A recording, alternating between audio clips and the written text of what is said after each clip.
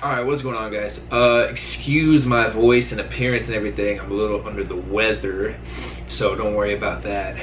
I just sound a little deep like this. Look, we gonna do the whole video like this.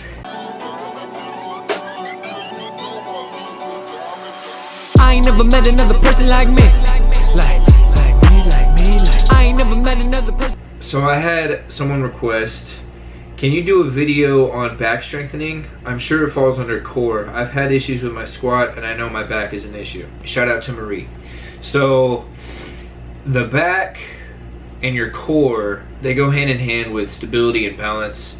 The body as a unit needs to be strong and have balance and endurance and strength and agility and stamina and all this as a whole, because everything kind of works together. So for instance, you can't just work your core and not your back or your lower back, because you're going to be it's called synergistic dominance. You're going to be dominant on one area and your body's going to compensate for that, and you're more likely to hurt yourself, in simple terms. For a squat, you definitely are using a lot of your body. You're using your core and your lower back primarily for stability, as well as your upper back. You're using all of your legs, upper and lower, your quads, your hamstrings, you're using your glutes, you're using your calves.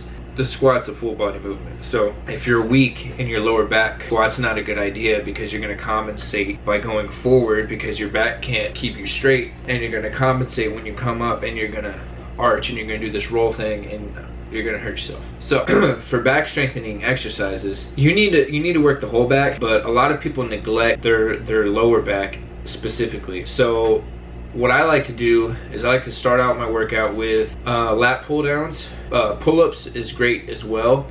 This is going to work out your upper back, your rear deltoids, your rhomboids, your traps, your upper lats, and this is good for upper back stability. With any exercise, you want to use progressive overload. So you want to start with a weight that's challenging for you, and over time you want to increase the weight, and then your body will adapt and grow to it.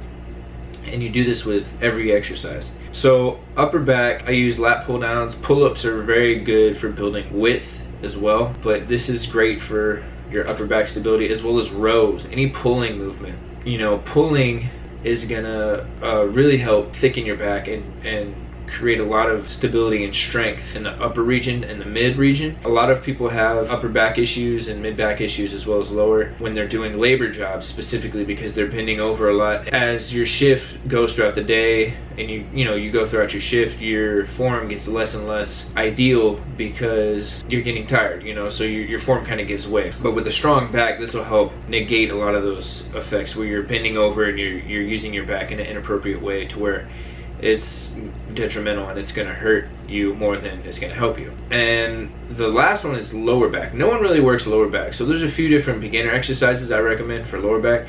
One of them being hyperextensions, which are these right here. These are great to start out with your body weight, and if these are too challenging, you can do a regression of these, which is lying flat on your back on the floor with your feet pressed down, and you do hip thrusts into the air. This is about as easy as it gets in terms of working your lower back and your glutes. From there, you could probably do these hyperextensions, and then eventually you would probably want to work your way to Romanian deadlifts or straight-legged deadlifts with dumbbells, or even deadlifts, work your way up. Now, the deadlift, the squat, and the bench are your primary three lifts for powerlifting. They're very intense on the body. They're compound movements. They utilize more than just one muscle to complete the exercise. So with deadlifts and squats, especially, you want to take a lot of precaution and make sure the form is flawless before increasing the weight and starting to do heavy loads. With the deadlift, you want to start really light and just work on form for the first few weeks of training. And I can do a video on just deadlift, because a lot of people get deadlift wrong. I got deadlift wrong even when I thought I had it right for a long time, and I'm sure my form could still use improvement. You can always improve your form. For a squat, I definitely, if you're trying to specifically get better on your squat, you want to work on mobility for your hips and your ankles, and just kind of everything in between on your lower legs. Really, you want to work on stretching and mobility for squats, as well as strengthening your core and lower back specifically. So I think next video I'll do a deadlift video, because a lot of people ask me about that as well, and they don't feel like they're doing deadlift right, and deadlift is very tricky. There's a lot of moving parts in the deadlift. It's a very complex movement. So anyways, I hope this video helped you guys out. And Marie, I hope this answers your question to how you can strengthen your back and build stability and help you with your squat. If you guys have any other questions, as always, write down in the comments below. Hit me up on Snap. Message me on any of my social media, and I'll make a video about it. So thank you for watching, and as always, let's make gains.